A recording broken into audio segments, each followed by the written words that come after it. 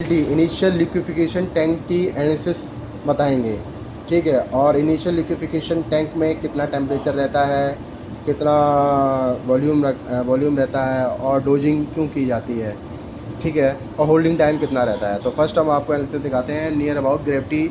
जब राइस को हम क्रश करके हम ग्रेन में, और ग्रेविटी टेंटेटिव कितनी रखी जाती है, तो उससे हमारी एफ एल टी टैंक की ग्रेविटी भी डिपेंड करती है। तो प्लीज़ सी।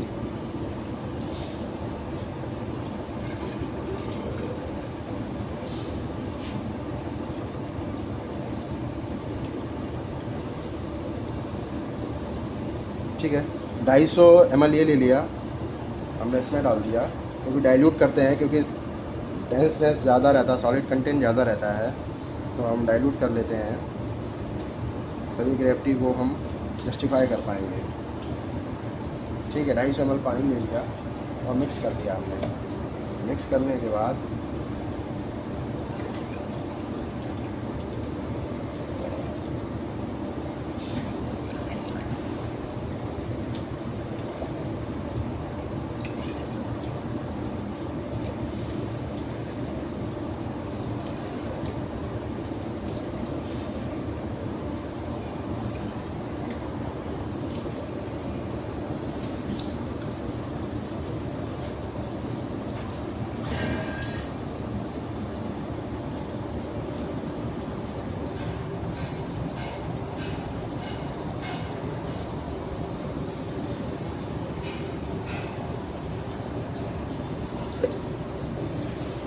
ये देखिए, टेंटेटिव ये 41 है अभी, तो इंटू 2 कर दो, तो 80 के 82 के करीब, 1082 के करीब इसमें ग्रेविटी हम चलाते हैं। ठीक है, और अभी हम आपको आयोडीन टेस्ट दिखाएंगे। आईएलडी का, इसमें हमने आपसे बोला था कि आयोडीन का प्रेजेंस बताएंगे, तो सबसे पहले सैंपल ले लेते हैं पेटिटिस में।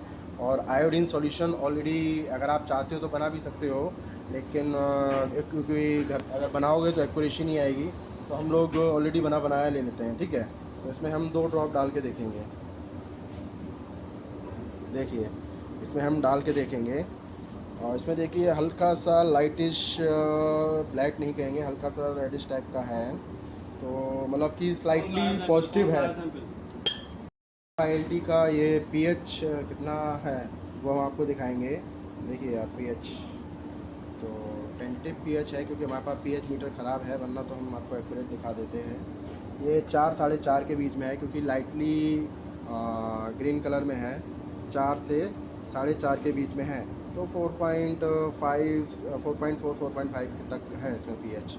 ठीक है, थैंक यू गाइस।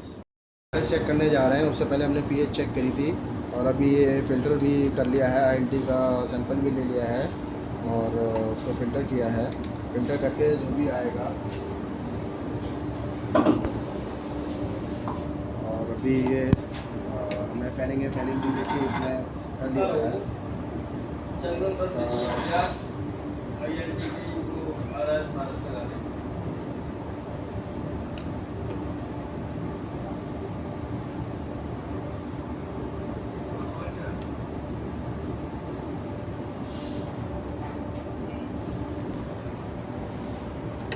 करके ले लिया है। अब हम ड्रॉप बाय ड्रॉप टाइट्रेशन करेंगे।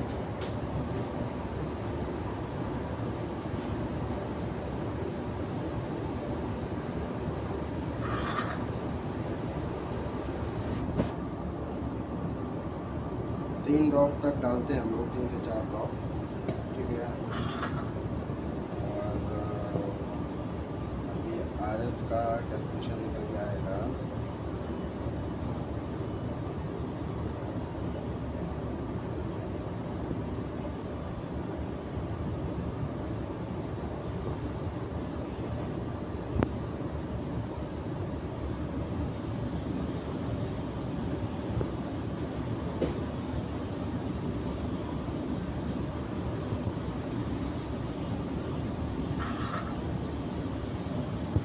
जो आया है 1.3 पे रीडिंग आई है। ठीक है, अभी हम कैलकुलेशन भी आपको इसकी दिखा रहे हैं कैसे होगी। देखिए, हमने फैक्टर लिया है डिवाइडेड बाई 1.3, मतलब 3.8 मतलब 4 के बीच में रहती है RS, नियर अबाउट 4 4.5 रहती है, तो 3.8 RS है, ठीक है। तो इसमें इतनी रहती है, 4 की लमसम रहती है, 4.2 कभी कभी मैक्सिमम पहुँच जाती है, अप एंड डाउन थोड़े बहुत रहते हैं, क्योंकि अभी इसमें 1.5 घंटे का होल्डिंग टाइम रहता है, तो इस एंजाइम का कन्वर्जन 1.5 घंटे में जितना मैक्सिमम हो सकता है उतना वो करता है। उसके बाद उसमें टेम्परेचर का वेरिएशन बताया, इतने टेम्परेचर पे काम करेगा। और देन आगे FLT में नेक्स्ट प्रोसेस FLT में शुरू हो जाता है, क्योंकि उसमें होल्डिंग टाइम भी ज़्यादा है, टेम्परेचर भी उतना है, और थोड़ा ग्रेविटी भी इससे बढ़ के चलती है, कि इसमें इवेपोरेशन हो जाता है ILT में पानी का, तो उसके द्वारा ग्रेविटी भी उसमें बढ़ के चलती है FLT में। जब ILT का प्रोडक्ट वेपराइज करके उसका पानी निकाल के और FLT में फीड करते हैं तब। Thank you. ये ILT टैंक है जिसकी अभी मैंने एनालिसिस की है। इसमें 90 टेम्परेचर और 1082 1084 इसकी ग्रेविटी सेटअप की जाती है, और 1.5 घंटे का होल्डिंग टाइम है, क्योंकि प्री मैसर से इसमें स्लरी बन के आ जाती है, और इसमें स्लरी का सर्कुलेशन होता है और एंजाइम का फीडिंग होता है। तो 1.5 घंटे में ज़्यादा आयरस का कन्वर्जन नहीं हो पाता, 3.5 से 4, कभी कभी 4.5 तक भी पहुंच जाती है। ये तो मैंने एक एग्जांपल दिया है राइस के केस में, ठीक है। और इसका लेवल भी मेंटेन करके चलना पड़ता है, जैसे कि 1.5 घंटे का ऊपर से आया और जितनी देर इसमें रहा और नीचे से निकला, उस दौरान बीच का जो आके निकलने का होल्डिंग टाइम, उसी में होल्डिंग टाइम बनता है कि 1.5 घंटे का, 2 घंटे का। अगर इधर मैक्सिमम टाइम 2 घंटे का बनेगा, और अगर FLT में 3.5 से ऊपर चला जाएगा, तो एंजाइम की एफिशिएंसी, एंजाइम की वर्किंग और ज़्यादा इम्प्रूव हो जाएगी। तो एंजाइम उसी हिसाब से इसकी डोजिंग है, जैसे अभी 0.25 kg पर टन ऑफ स्टार्च के हिसाब से डोजिंग की जाती है।